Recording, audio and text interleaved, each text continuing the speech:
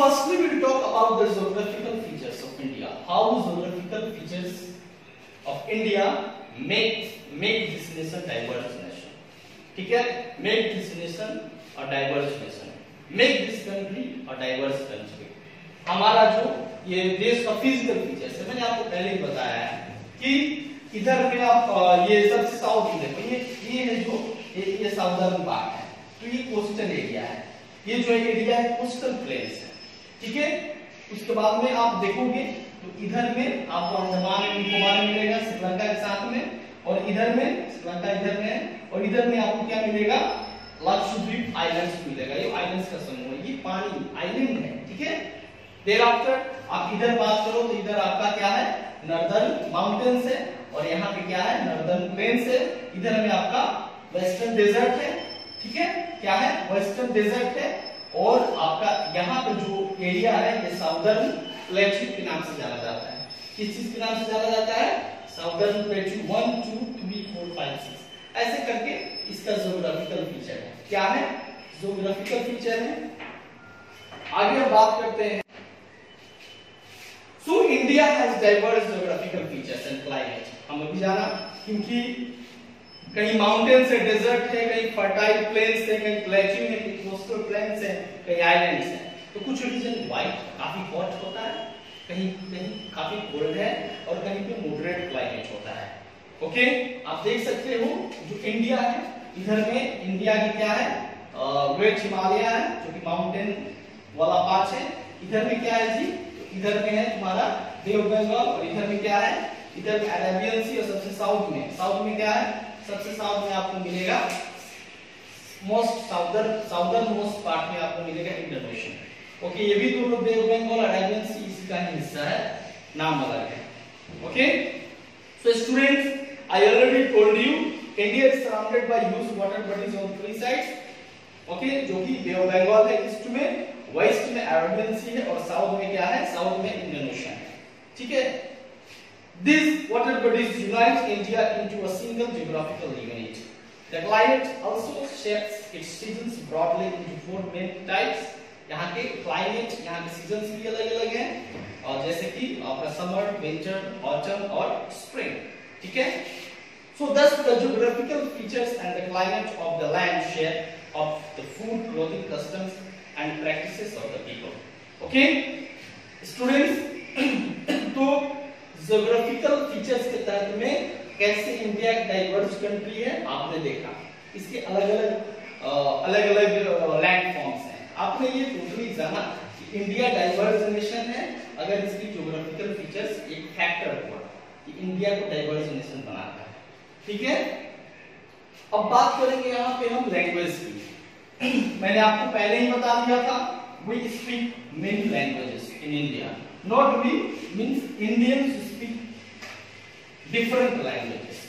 Okay, so languages spoken in India belong to different language families, and Indians speak about 140 languages. Okay, the written form of which often use different scripts. और अलग-अलग script, ऐसा नहीं कि एक ही script में, अलग-अलग script में अलग-अलग भाषा है। बहुत सारी लैंग्वेज है जिसका स्क्रिप्ट कॉमन है, लेकिन बहुत सारी ऐसी लैंग्वेज है जिनका स्क्रिप्ट क्या है, डिफरेंट है। आपको ये जानकर हैरानी होगी कि हमारे देश में 22 ऑफिशियल लैंग्वेज है। ओके, एक 2003 में हमारे कॉन्स्टिट्यूशन में अमेंडमेंट एक्ट आया था 92।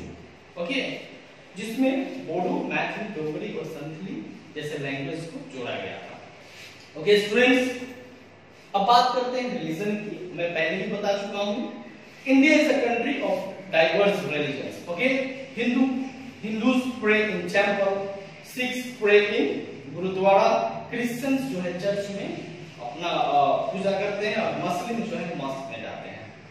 हिंदू के लिए होली बुक्स है, कौन सा, तो हिंदी के लिए रामायण है, भगवद गीता है, वेद हैं।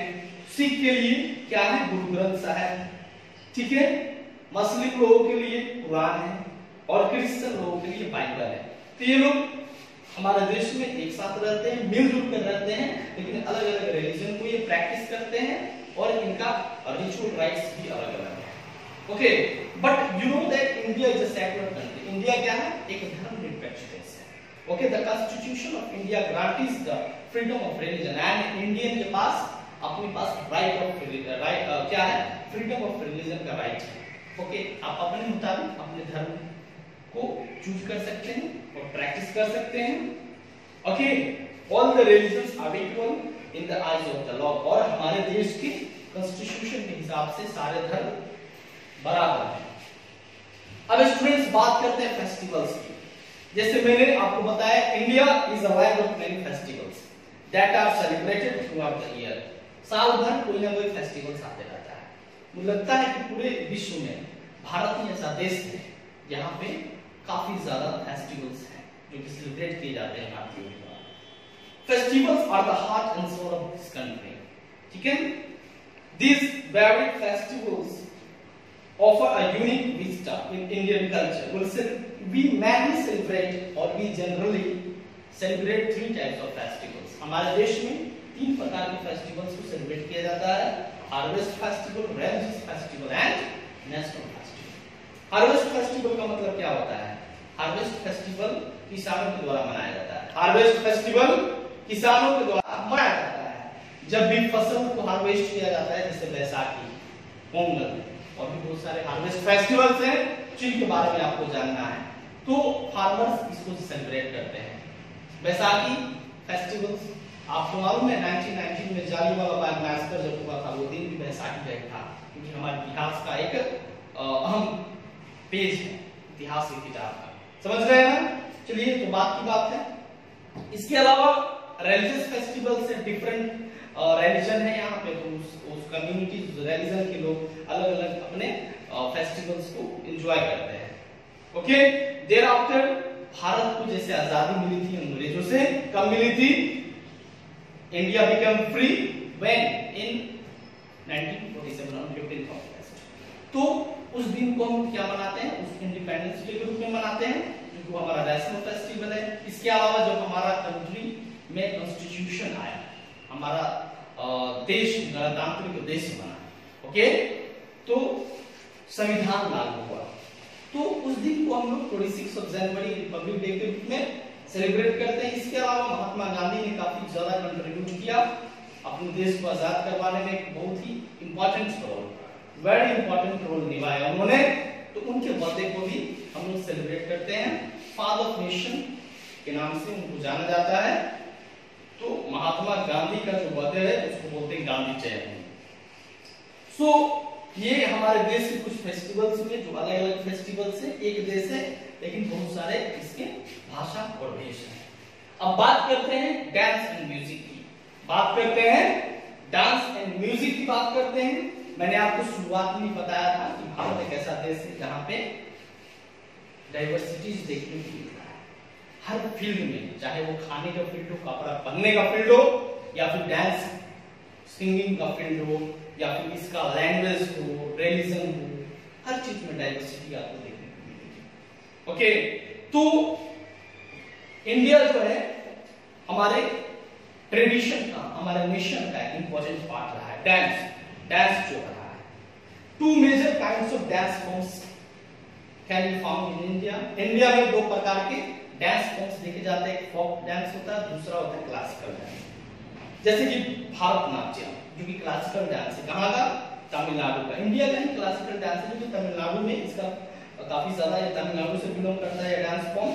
फिर कथकली केरला, कथक नॉर्थ इंडिया में, कुचिपुड़ी आंध्र प्रदेश में, मणिपुर में, ओडिशा में, ये सब न्यू क्या है? This dance form are now popular across the country. पूरे देश भर में आजकल हमारे छोटे शहर जैसे कि हम छपरा से बिलोंग करते हैं, यहाँ भी कथकली जैसे डांस को बच्चे सीखते हैं। ओके, अब फोक डांस की बात करें तो पंजाब में भंगड़ा आप पढ़ते आ रहे हैं, गरबा गुजरात में, घूमर राजस्थान में, बिहू असम में, ओके, विदेशिया जाट जाटी ये सब कहां में? हमारे बिहार में। ओके, तो ये फोक डांसेस जो होते हैं या फिर क्लासिकल डांसेस होते हैं, ये किसी थीम पे होते हैं, रिलीजियस थीम पे होते हैं। मैक्सिमम इसमें जो होता है रिलीजियस थीम पे होते हैं, जैसे कि रामायण महाभारत के जो कैरेक्टर्स हैं, मैंने आपको जब क्लास 5 के वीडियो को आप देखिएगा, जीके पढ़ाया था जब, तो उस पर मैंने डिस्कस किया था।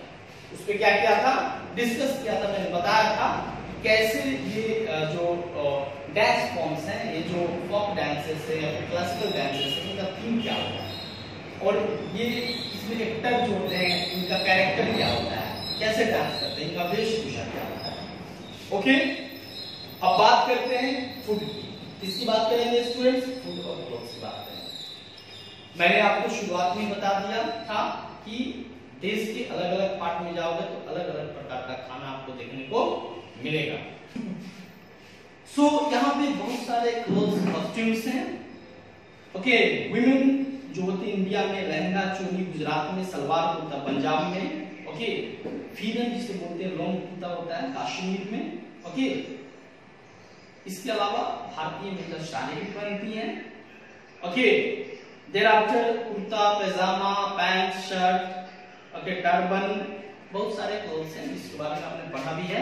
हमारे यहाँ के लोग पहनते हैं, आदमी पहनते हैं, जो मेन होते हैं।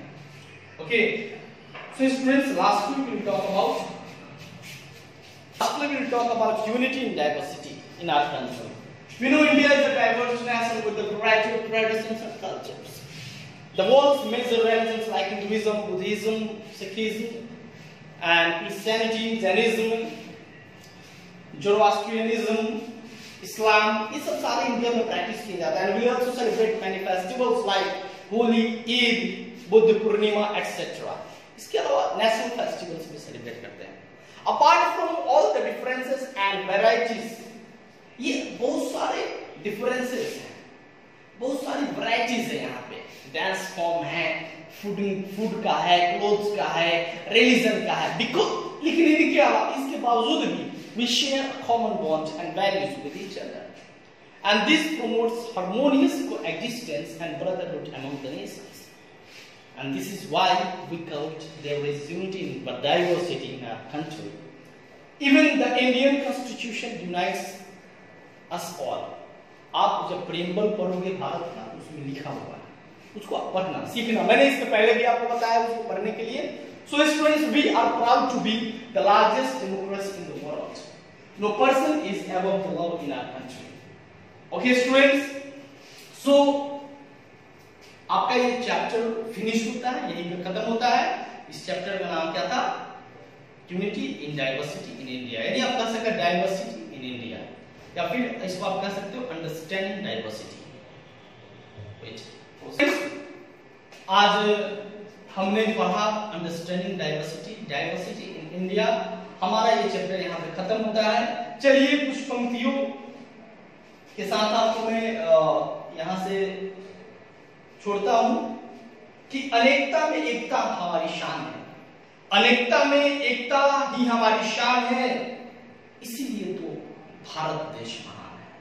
फिर से दोहराना चाहूंगा कि अनेकता में एकता ही तो हमारी शान है, अनेकता में एकता ही तो हमारी शान है, इसीलिए हमारा भारत देश महान है।